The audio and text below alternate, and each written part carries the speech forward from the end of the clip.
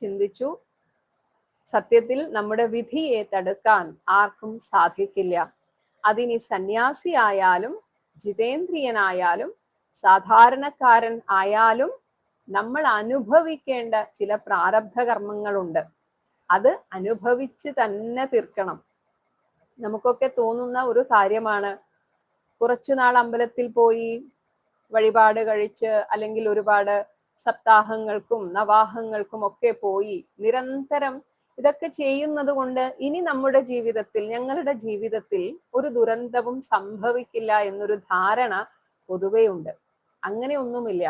സത്യത്തിൽ ഈ ജന്മത്തിൽ നമ്മൾ ചെയ്യുന്നതൊക്കെ തന്നെ വരാനിരിക്കുന്ന ജന്മത്തിലേക്കുള്ള ഒരു ഡെപ്പോസിറ്റ് ആണ്.